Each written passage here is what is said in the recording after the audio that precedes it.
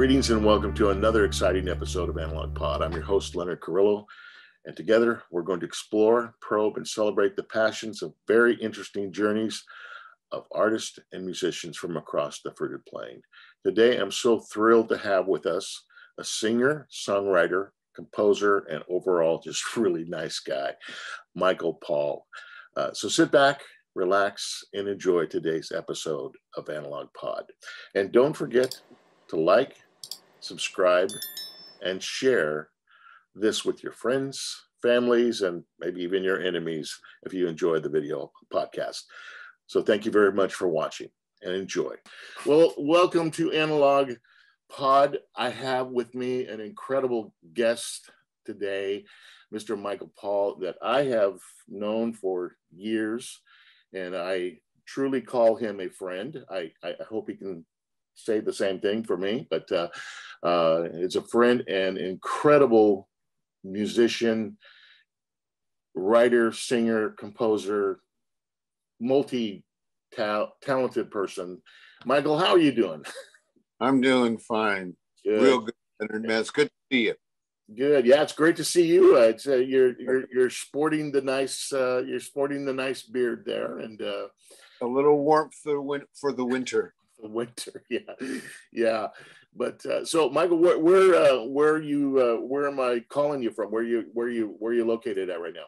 I'm up in my little humble abode up in Grass Valley, California. All right, just lovely place, and yeah, just working up here, and do some stuff at a music store, teach some lessons, do some writing, arranging, play with my trio and quartet, and although in the last year, not so much. And yeah, so let's talk about that. How's the shutdown basically affected you and your goals for 2020, and what was the shift like? Well, for me, it was kind of when the whole thing started back in February, March of 20, I was just really surprised at how quickly the larger culture of ours adjusted to it. I thought, in some ways, it was kind of neat that there was that's an old word, neat. It was kind of cool how initially it seemed like everybody was kind of trying to be helpful to each other, and let's see what this is really unknown and how are we going to do this. But I also found it kind of odd how quickly things were shut down. Personally, for selfish reasons, how quickly the gigs disappeared, how quickly the performances stopped, and quite honestly, we were playing, not that much, 3 or 4 times a month, and it all went away. It just all disappeared. Everything went away, and so the new lay of the land, everybody kind of has been feeling their way. So for me, it was just kind of and how much I love performing and how much I enjoy performing with the people I get to perform with. So I missed that just instantly. I almost missed it when I knew it was not going to be happening. I mean, I started hurting a little bit just knowing that these gigs were going away. Now, did I think it was going to be longer than a couple, 3 months? I thought maybe 90 days, whatever, we'll get our act together. And now it's elongated, and now it looks like it's kind of filtering back. And now we have all these live streaming performances, and I admire and I'm amazed by all the musicians who have taken to the airwaves, so to speak, to continue their performance. Personally, I have to say that not being in the physical presence of an audience with the guys I play with is, it really leaves me wanting. Mm-hmm. I love the sound and the look on the faces of people that are interacting with us when we're performing. It's so much a part of what I love. And so looking into a camera to do that just doesn't it, and maybe that's my selfish thing, but I love the whole idea of live performance. That's why I prefer live theater to film. Not that one's better than the other, because they both have their value, but I love the whole idea that, I mean, when you think about Rex Harrison doing 1,700 things of My Fair Lady and 1,700 different nights where there was an energy that was going on between the audience and the performers on stage. And I think that's very much a part. And so that's what I miss more than anything. No, I agree with you. It's the human element is, it's part of the factor. We've been rehearsing constantly since COVID. Going through a little bit of personnel change. As you know, Ralph is not able to perform with us, so we've had a couple of different keyboard players, but we've settled with one now. But we've been videotaping our rehearsals, and then we've been putting them up live on, not live, but putting them up on YouTube. And but it's interesting. It's like I told Matt the other day, our saxophone player. I said, Matt, I said we're almost turning kind of almost cannibalistic on each other. I mean, and I don't mean in a bad way, like we're get ready to kill each other. But I said we're not getting the feedback.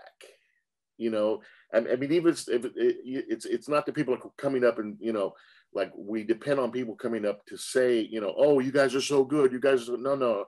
I said you get visual feedback. You get that, those eyes, those looks.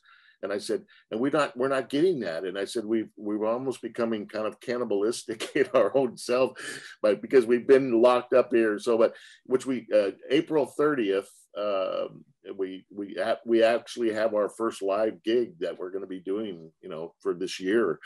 And because everything got shut down last year, as you know, and we had some Christmas gigs, some Christmas shows that we were supposed to do, but then I got COVID. Threw me in the hospital, and then our keyboard player got COVID, and then our sax player got pneumonia. Well, as you know, pneumonia, you can't blow a saxophone with pneumonia. So, but I'm very, very excited that things are starting to open up, and we're getting requests to do some gigs that honestly we've never done before out of town also, which is kind of interesting because we love those situations. Well, listen, Michael, let's do this. Let's get in the time machine, and let's go back a little bit, because I want the audience as well as myself to get to know a little bit about your musical history and your pursuit of music, and how early on did you determine that you wanted to do music, and what was the first instrument that you picked up? Well, the first instruments I picked up was because my mom said she bought a piano when I was 6 and said, "You're going to take lessons." So I took lessons for about 2 or 3 years with a lady that has the piano teacher's name. Is the first name of piano teachers' names. Her name was Zelda DeMelli. There's a song right there. Zelda. That doesn't sound like a piano teacher's name. I don't know what does. But I practiced with her. I remember it was I remember learning. She taught me, all the rudiment stuff and everything. But when she started teaching me, and I remember very distinctly, I was about 7 or 8, and I remember I learned a piece by Chopin called Prelude in E minor. And I didn't know it then, but I remember the feeling then that when I played those chords with my left hand, there was something about that sound of those chords that moved me in a way that was my first experience with, I guess, what you would call being in alignment with something that you couldn't express with words. Now, I didn't know it when I was 8 that was something, but I think that was the first inkling I had that there was something kind of ooh about that. And so as I learned more, I have to say that I had a little conflict with Zelda in that I brought her a 45 of Jerry Lee Lewis, Whole Lot of Shaking Going On. And I said, hey, how does that piano sound like that? What's that? And she saw the record and she said to me very nonchalantly, without an attitude at all, she said, oh, that's not music, Michael. And because I was 8, I kind of believed her. I went, oh, okay. And then got frustrated by that response as time went on. And I ended up quitting my piano lesson because I really did like that sound. You know, I thought, well, this is cool. How do you, and she wasn't teaching. She was teaching which gave me an appreciation for but I couldn't get in the door that went. So anyway, so when I was about 11, I was hanging out in music stores, one close to the school I went to, and I sort of became enraptured with the bass and started playing bass, and then started my first band when I was 14 called the St. James Gate. We just named it after a beer on the drummer's dad's wall. It was a beer from Germany called St. James Gate. We said, okay, that's the name of the band. So, you know, long story short, there's a million stories, but that was mine. And I've been playing in bands since I was 14. Started writing music about the same time. Wrote my first song, Don't Be Afraid, when I was like 16, I think. And just been around it all my life, and played in bands and tried to set the world on fire. And born and raised San Francisco, and left San Francisco, went to LA to set the world on fire. And through all that, I always kind of would go home, and while I was playing bass for 30 or 40 years and all that stuff, I would always go home to my piano and play for my own joy, but never played piano in front of people. And always just in the privacy myself. And because I always thought of myself as a bass player who kind of liked to write songs. And it wasn't until the early 90s that I let go of trying so hard to be something that I had tried for 20 years or so, like trying to write music for other people, trying to write music for their approval, trying to write music to get them to say I'm good. Because unless they said I'm good, I didn't believe I was. Right. And then in the early 90s, I wrote a batch of music, 92, 93, a couple dozen tunes that just came from a place that I sort of lovingly refer to, that, you know, I don't give an F about what other people think, that I was not doing it to be obstinate, but writing for the joy of the writing and saying what I want to say in the words I choose to say without thinking or preparing for some sort of approval. Yeah. I was no longer looking for approval. I was just looking for the joy. And that's where I found my real joy, was in the early 90s. And then I got married, 2 boys, spent about 16 years doing that and working really hard for, to take care of my family and raise two young boys. And so I pulled away from my music for much of that time, because for me, I realized from being a dad and being a husband that I couldn't go into my cave as often because it put my family in jeopardy. So I made the conscious choice to kind of put the music on the back burner. And then, as when we met in the early 2000s, it took me a little while. I ran a music store, doing all that stuff, and always in touch with music, because I can't do anything else. I can't build houses. I don't repair carburetors. I don't, but I can impart to kids just that alignment I was talking about earlier. If your alignment is within music, I may be able to help you understand what that feeling is. Mm-hmm. and just give you a little nudge and tell you, go that way, if that's what you're feeling. That, like I was trying to explain what happened to me when I was 8, when I was playing Chopin. I try to impart to kids, if you feel something, if you feel that tingle, that's sort of like your voice calling you, going, come this way, come this way. Mm-hmm. And so that's kind of what I did. And then when some would say sadly, but also door closed, door open, when my marriage didn't flow like it did, I got back into the room with the piano, and it just started pouring out of me, because for a dozen years it sat, completely still and muted, almost in a coma. And then when I came out and wrote the first batch of music, which ended up becoming my first real record of just Michael music, which was, It's Raining in New York. And then the second record called Want to Tell the World.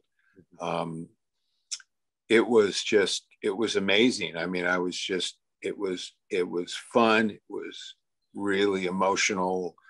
I mean, I would sit there and sometimes write music, just, laughing and or crying while I'm writing, because it almost felt like I was being used as a conduit or something. It was just coming through because I was open to it and hungry for it and happy to have it and appreciative of it. It was so rich and so valuable. And so that if I go back to when I was 8 years old, it was the same tingle when I discovered Chopin's Left Hand. Now I was writing this music that just seemed to be coming through, and I was able to say what I wanted to say and had no edits, no editing. If I wanted to say however I wanted to say it, some of my lyrics, that I just said it, and then luckily, found great musicians up here that Jerry Pineda, Ty Smith, Gary Regina, a great producer, Paul Crowshower, and I was able to just go in. I even went in the studio. I did all the guitar parts on Raining in New York, and I'm not a guitar player, but I kind of know what I want to hear in it, and I just allow myself to go to that place and I play it. And Paul said, "Sure, you can play the guitar," and here I am playing guitar. And then I tell some of my old guitar buddies who I think are my guitar gods, I tell them, they go, "Who played the guitar?" And I go, "Oh, that's me." And they go, "Dude." And so, and I'm just going, "Yeah, but that's all I do. I don't really play like you. I play to the tune. Mm-hmm. I play what fits, and I have a good producer who can help me get there." So anyway, so that's kind of, I mean, that's an elongated version of the tingle, you know. Tingle, I like that. That's the name of your next album, The Tingle. Yeah.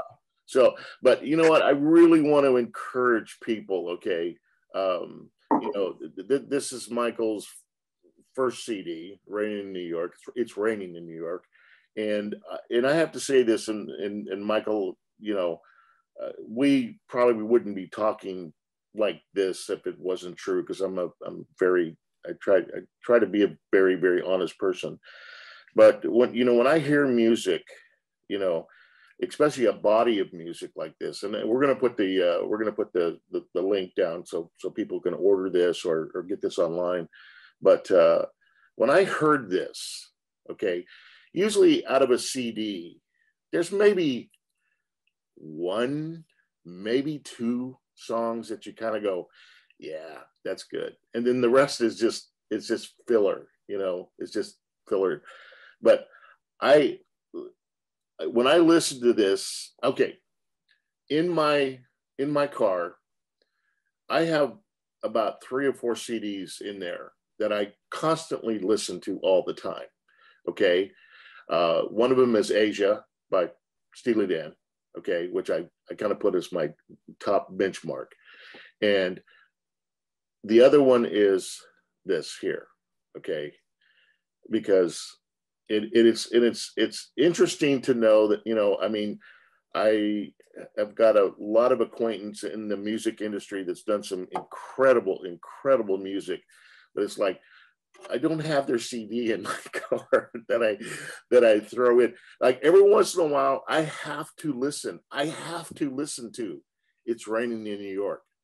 I just have to listen to it because it takes me back to where I think when I first heard the song. Okay. And it's interesting because the first time I heard the song was not on the CD, Mikel. It was in the studio because we were in the studio, in that same studio that you recorded, which is, I think it's gone now, right? It's actually still there. It's being used as a small production studio and a lesson room. Okay. Because that was such a great little room. Okay, I mean, we called it a studio. I mean, it was a one. I think it was a vocal booth and a drum booth, and then an open, and then the engineering booth. But and we did all three. Analog Jazz did all 3 of their projects there. Yeah. Well, I should say 2.5, 2 3/4, because I think Ralph is finishing up the rest at his home studio. But it was such a great room. But anyway, you sat down and you played that song. You brought me to tears, dude. You know, and I know we talked about this because we went outside and we talked, and I just said, dude, that song just moved me. So anyway, I want to really encourage, because I mean, you've got two projects out. I'm gonna list the link right below here that people can get a hold of this, because this is something that I think people need to have in their library. Well, listen, you talked about playing early. You talked about, you'd mentioned Chopin. Okay. So Mikel, what is the one person that inspired you to say, take your music? I mean, once you started to kind of, you know, figure out that this is what you wanted to do, what's that one person that kind of took you to that next level that said, hey, that's what I want to do? I mean, you had mentioned Jerry Lee Lewis. You brought that in because, I mean, you know, to me, it was the Beatles. It was, listening to the Beatles and going, okay, all right, I want to take that to it. You know, yeah, this is what I want to do. Okay. But what is that? Tell us about that one person. Well, you know, I mean, I was like many, you know, I was born in 51. So, you know, when the Beatles hit the shores, it was about 63. And I remember walking, you know, back then we had little FM radios, you know, or AM radios, actually. Yeah, AM. FM. AM radios with one single earpiece. Yep. And I was listening to a radio station, KEWB in San Francisco, when "I Want to Hold Your Hand" came on. And I remember I got the chills. I don't know why I got the chills, but I got the chills. And so I ran over to Stonestown, which is a little tiny, mall at the time, what you would call a mall, and a bunch of stores, and went over and bought the single, took it home, wore it out in 2 days, went back, convinced my mother to pop for the album. And so if I have to pick one sort of moment, where sort of the light came down from the sky and it just lit me up, that might be it. Okay. I just remember getting the chills, and from that. But I have to also say that there were so many things in music at different times during my first 20 or 30 years that I was inspired by. I was inspired by the music my mom used to play on the record player. Antonio Carlos Jobim and Tony Bennett and Sinatra. And I never listened. I mean, I never sat on the couch, having a Coke, listening to those records. It was just on.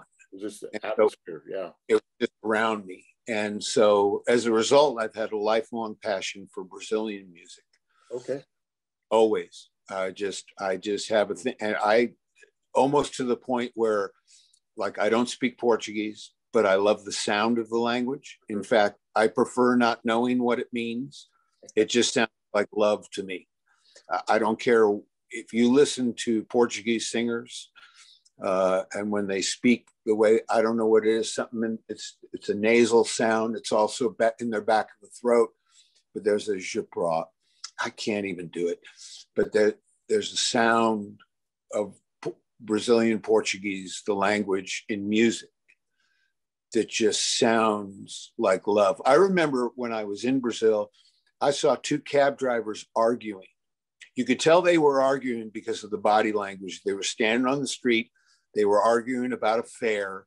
That's my fare. No, that's my fare. And they got to the point where they got really heated and they were yelling what you obviously could tell they were not being nice to each other. They were throwing some epitaphs. But our road manager, Mark, was there. And I said to him, I just went, these guys are about ready to kill each other. But when I listened to the sound of what they were saying to each other, it sounded like they were saying, I love you more. No, I love you more. No, you have no idea how much I love you. But they were actually trying to rip each other's head off. And that's that language. There's something about the sound of it. It's not as sweet as France.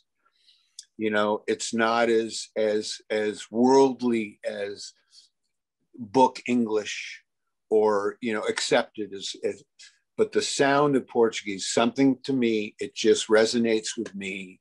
The sound of the language. I can listen to people talk in Portuguese and I almost go into a meditative state. It's just a lovely sound. And so, and there are certain chords on the piano, like you mentioned, Asia. I've always been in love with Fagan and Becker's designs, how they designed, like how they painted the chordal structures, where the notes inside the chords. Bill Evans. Yeah. Just another one of these guys that played inside the chord in such a way, but it came natural. It wasn't premeditated. It was because it was there and they found those notes because that's what they heard. And so that's what I do.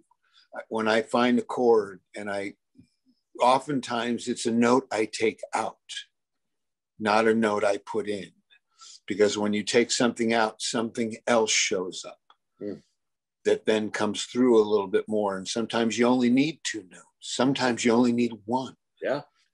And so if you listen to that album, It's Raining in New York, I don't consider myself a marvelous piano player. I think of myself as an accompanist writer. I accompany the melody and the feel of the tune. And so I play to that. I don't play to my technique. I don't really have any because I don't practice technique. I practice the tunes. Mm-hmm. I want the tunes in my hands so I can play. There was an old story about Jackson Browne. He used to live downstairs from Glenn Frey. Yeah. Glenn used to always complain because Jackson would sit at the piano and play back in the day when he was writing all those songs. He would like practice Doctor My Eyes for 6 hours. Mm-hmm. Glenn Frey would go crazy and not go down there and say, would you just play something different? And Jackson would say, I got to get it in my hands because he didn't want to go out to play it and have to think about what he was about to play. He just wanted to play it. Right. And the only way he could do that was to, and so that's what I did a lot when I started doing Raining in New York. I would play these songs like 45 times in a 2-day period until it became part. I just played the tune and I didn't think about it. It's just my hands went there and the feeling, hopefully the feeling was open at that. So yeah, a lot of little, but the Beatles were key, and a lot of R&B and a lot of blues. And, you know, I just like it when it feels like the truth. Yeah. I don't care what it is. Yeah. Well, you know, I think over time, because one door opens another door and another door and another door and another door, but you have a tendency of going through the door of authenticity, of authenticity, of stuff that moves you. Okay. You know, there's a tremendous amount of music out, you know, that we've experienced over our lifespan thus far. And some of it, honestly, if it never happened, it would have been okay with me, you know, like the whole punk scene. Okay. I never got it. I don't care about it. I know that there's a ton of people out there that just, you know, think that punk was just, you know, it was a resurrection of the coming of whatever. But, and that's fine. That's fine. You're entitled to your opinions. That's fine. But to me, there's just certain things. It's like I never gravitated. You know, I've said this on many of the podcasts that we've done. You know, I was not playing the music that I was listening to. Okay. I was playing rock music, but I wasn't listening to rock music. Okay. I was listening to pop music. Okay.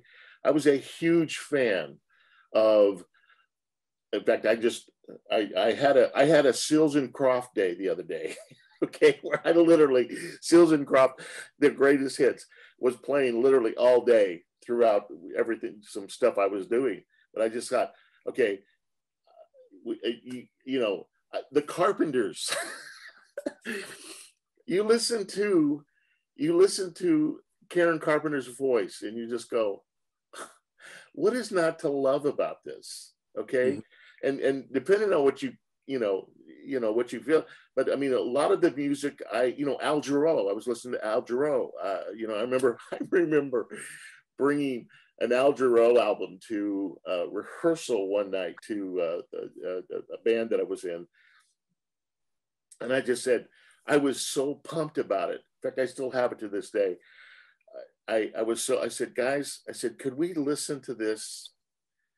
Well, I mean, you could not have had more polar opposite from what we were doing from what I wanted them to listen to. I mean, it was just, it just didn't make any sense. But I always gravitated towards music that moved me, that cut right to my soul. And, a lot of stuff, again, a lot of stuff that I was playing was not stuff I was listening to, but, or the stuff I was playing. I mean, that I was not playing. I mean, it was because I had rent to pay. you know, I had to basically pay the rent. But Michael, you have a song, and I wish you could elaborate on it because I know you shared with me, "Among the Living." Okay. Mm-hmm. And I believe that I had the opportunity to produce a video for you on that song. Mm-hmm. But talk to us about that, because I hope people, if they get this project of yours, both projects. I just don't have a physical album of your latest one. This one I'm holding because in fact, you gave this to me. So, but tell us about "Among the Living," because that's such an interesting story. Well, it's for me, you know, there again, let me just interject here. I write songs for myself, and whatever anybody else gets or doesn't get when they listen to it is what they get or don't get. I've freed myself of being concerned about what other people think of it, or how they receive it, or what they think the meaning of it is, or so I just interject that. But that particular tune was, it's sort of like, you know, like walking into a room that you've missed for a long, long time, and all your friends are there, and your family's there, and all the things that you care about are there, and you feel like you're back. And every familiar, friendly, loving part of what you didn't realize was missing is there. And so when I was writing those batch of tunes, which at the time I didn't know they were a batch of tunes, but when I was writing all that stuff, that song came, and "Among the Living" was just, I felt like I was alive again. It's good to be back among the living again, back in my old neighborhood. Mm-hmm. That's what it was. And it kind of had that lopey sort of New Orleans kind of, you know, and it just had that, you know, there were a couple of things I still to this day, I wish there was a really nice little jazz clarinet on it, because it just felt like there should have been a clarinet, and Dr. John should be, you know, singing on it or something. And anyway, and, you know, a lot of people have said it kind of reminds them of Randy Newman, and that kind of style, you know, and so, but that song was just, I mean, I just felt like I got back, you know, the coach put me back in the game and just said, "Hey, grab a mitt, go play. Go, you're in left field today, go." And so I got back on the grass, man. Well, you know, Michael, you've always, I've always just enjoyed just sitting, talking with you, because your philosophy on life and so many different things is just so interesting. I would say for any young musician or artist listening to this podcast, what advice would you give them at coming up? If you could talk to an 18-year-old Mikel Paul, if you had the opportunity to talk to, what would you say? What would you say to that person? Well, first of all, I would say there was only one Mikel Paul, and then I would look at them, and whatever their name might be, whether it's Sharon or Stevie, I would say there's only one Sharon or Stevie. And I would probably, you know, ask them what they like, and just try to be supportive of them finding that place in themselves, that alignment with themselves, and know that it's a road, know that it's not built of the past or the future, it's really built on the now.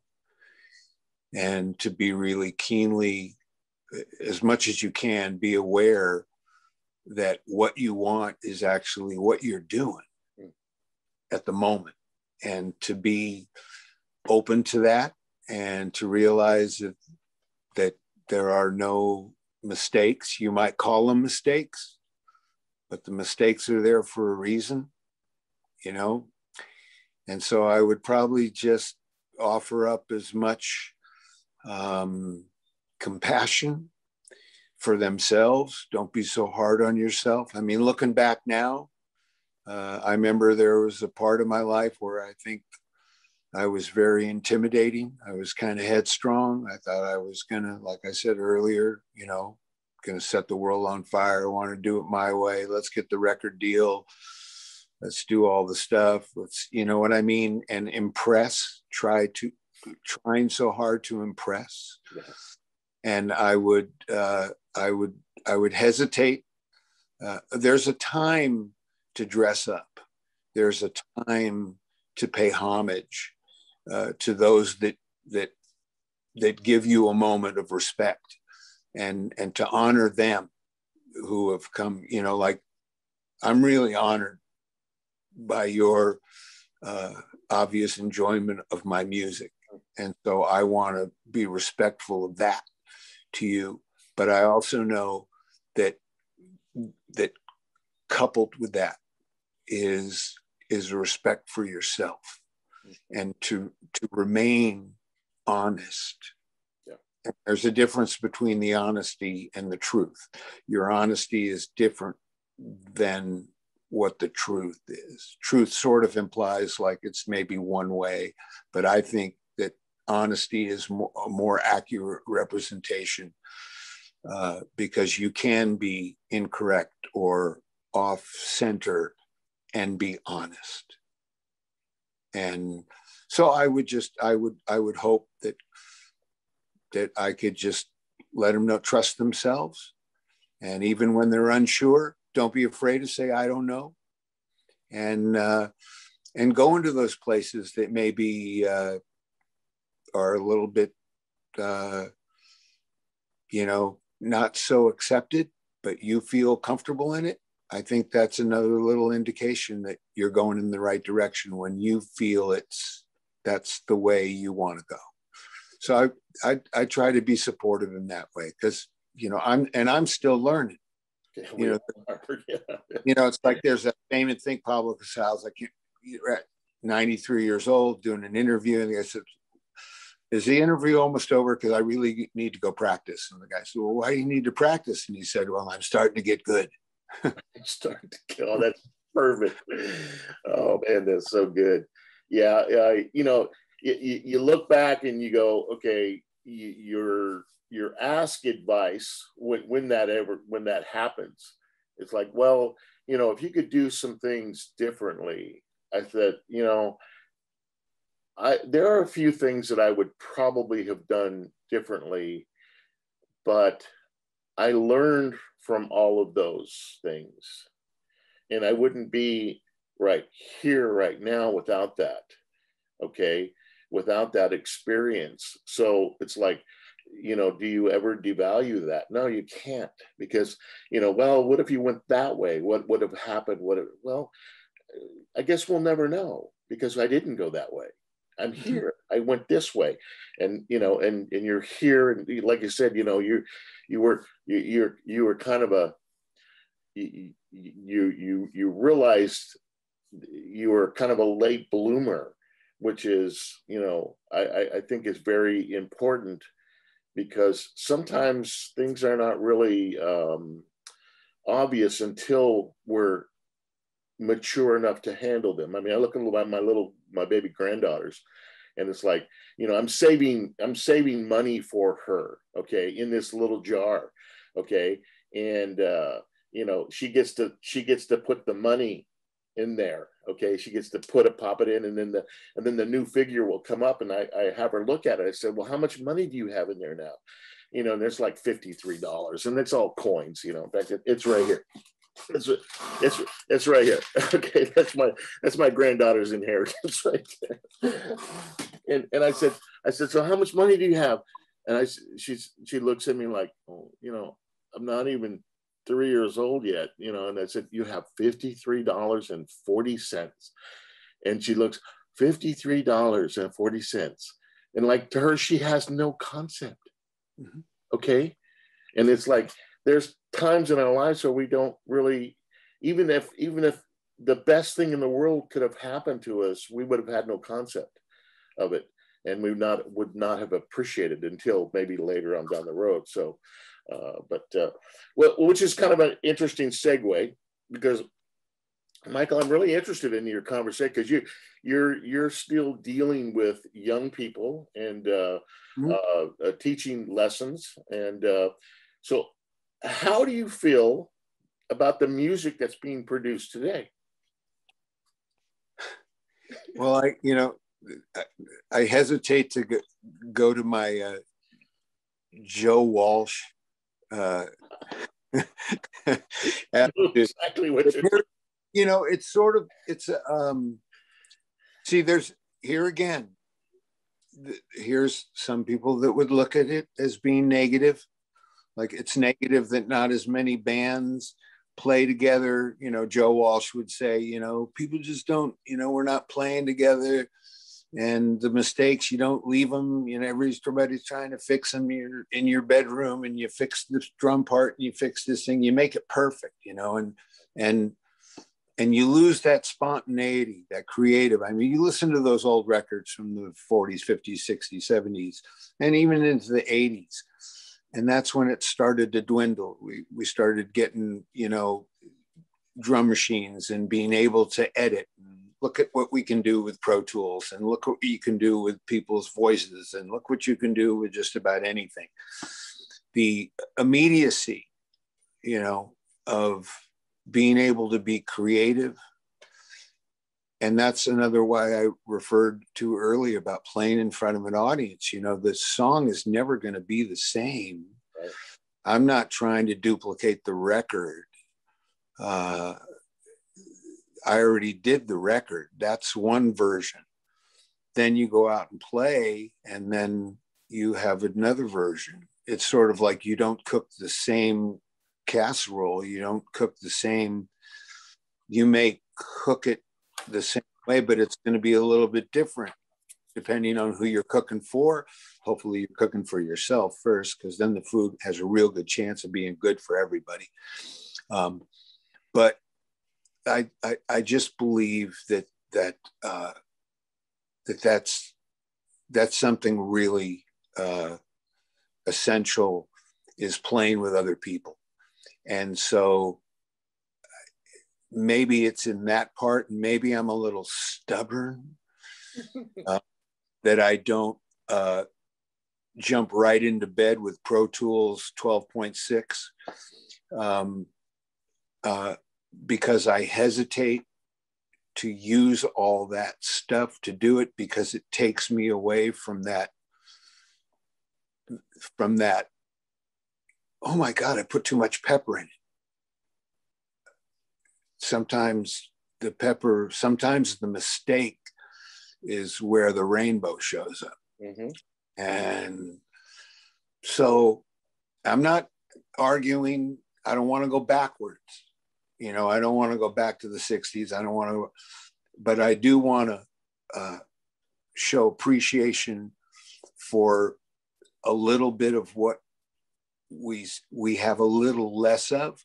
But I also know, and while I'm thinking about this, it makes me think about how much we've gained through this digital world, and how many really talented people who were maybe a little bit shy or reserved and didn't want to play with other people, but wanted to create their own music, and were able to, in the quiet and the privacy of their own bedroom, like, go for it. So in a way, this transition has opened the door to people being able to come into the house through a different entryway. And I just think that's wonderful. So when I see guys like, I think it's Jacob Collier, and I'm not calling him, but the guy is just insanely talented. And I mean, he puts together stuff all by himself, just like, and Stevie Wonder even touched on this in the early 70s when he made Music of My Mind and Talking Book, and literally played everything on the records, drums, everything, except for the guitar. He hired Jeff Beck to come in and play a couple tunes, but he played everything. And in that day, I remember how the record company just was really scared of him doing that. Mm. So now it's more accepted that you can do that. And I think that's really cool. And so I'm going rah-rah Jacob Collier. I'm going rah-rah to all the unknown names we don't know of that are in their bedrooms, the guys and the girls who are just killing it in the privacy of their own room. So, and that opens the door for other people like you and I. And now age becomes not even a factor. So like like when we were playing, we were all kind of within a 5-year group of ourselves. Now you have like 24-year-old guys calling up 65-year-old bass players going, dude, I want you on my record. Yeah. And so you see how what looks like a disadvantage actually is a diamond in the rough. Mm-hmm. So that's the part I have to remind myself that where I came from is just where I came from. Yeah. And I take what I love from that. And then all this new stuff just seems to, I listen to people like Jamie Cullum, and I go, how beautiful to sit at the piano and have a voice like that and an interpretive style, creativity that he has. And, it never ceases to amaze me how much joy there is through the music that we love to do. And so, if it wasn't for music, you and me, Leonard, we're not talking.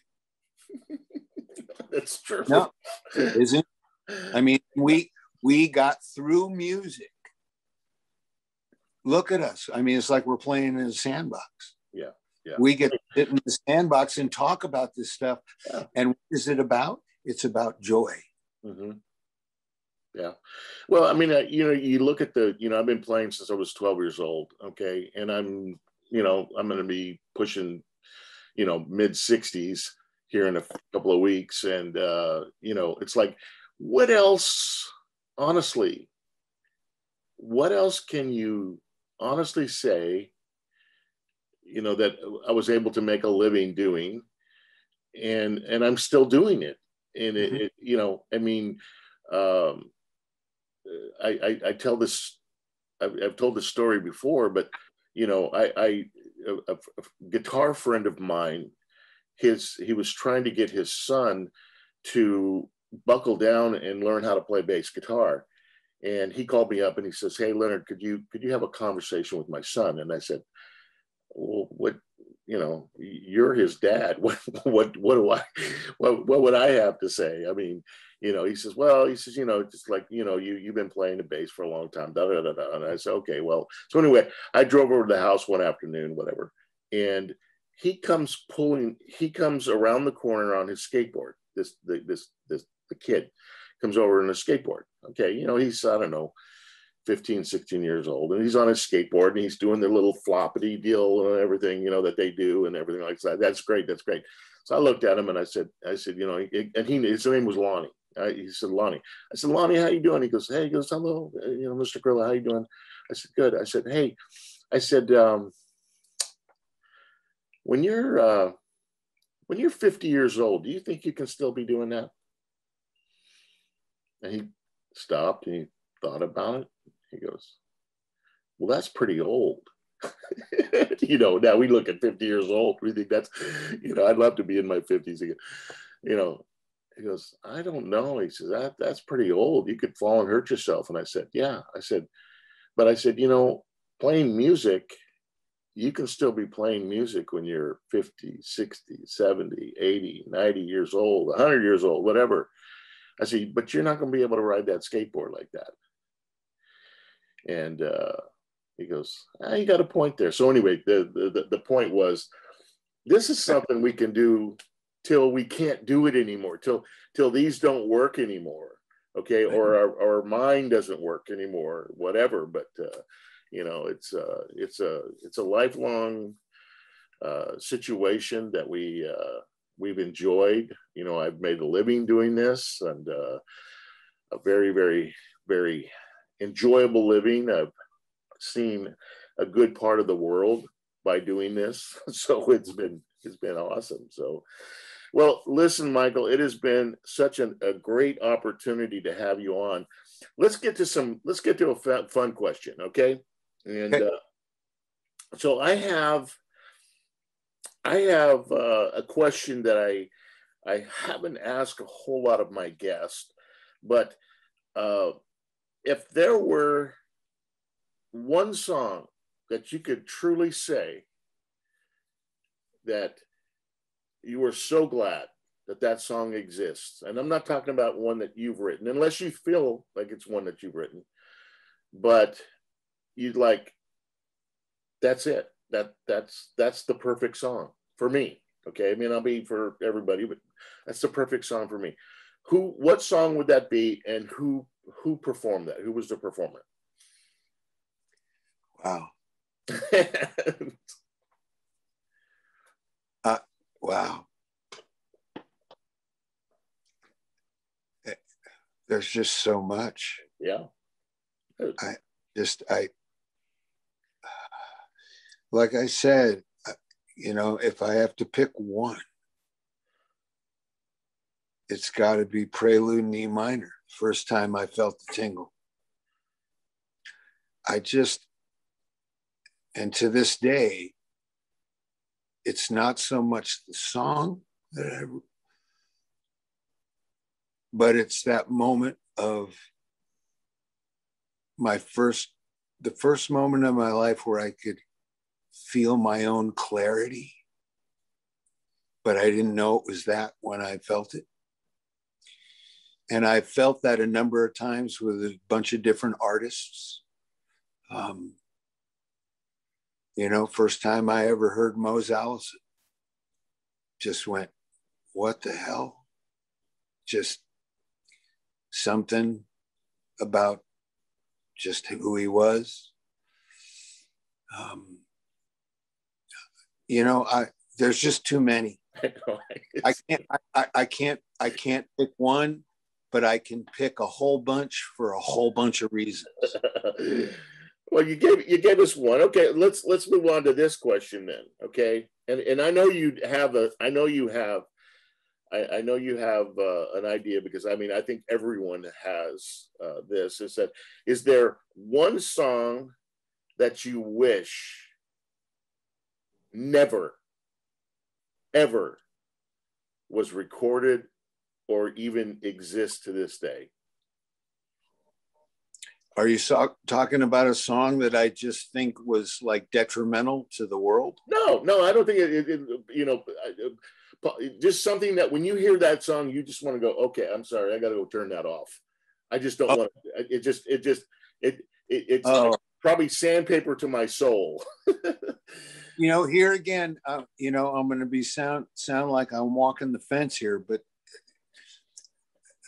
I just, you know, sometimes I'll, I don't know, yummy. You know, you know, I mean, that's like one of those things that just came to my head where you just go,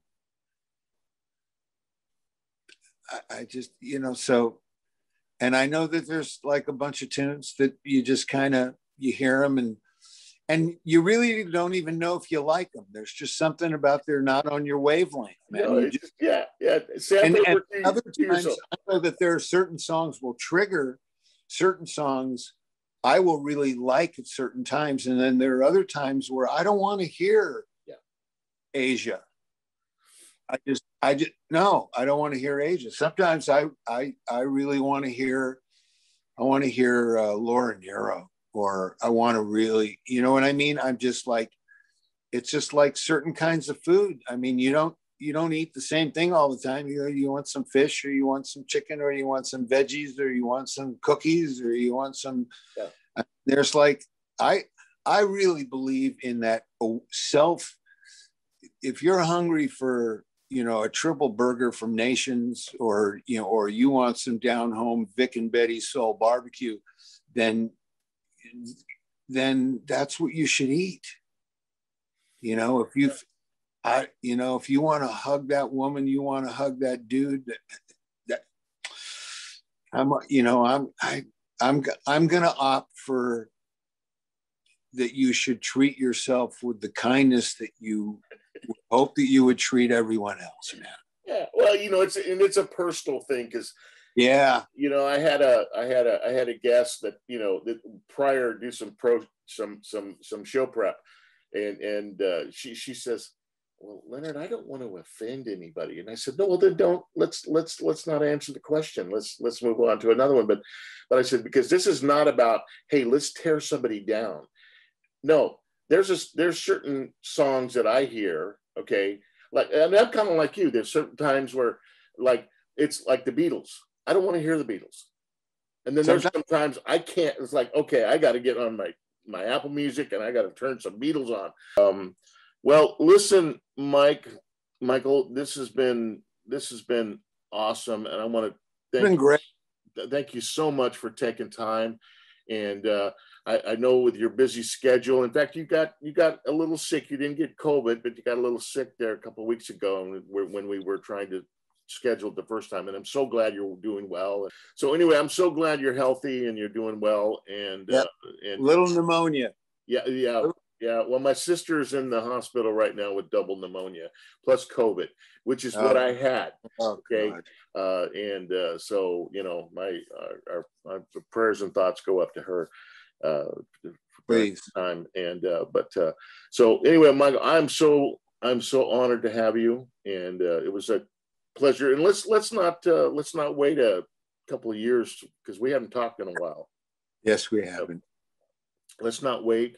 Let's stay in contact, and looking forward to your next project.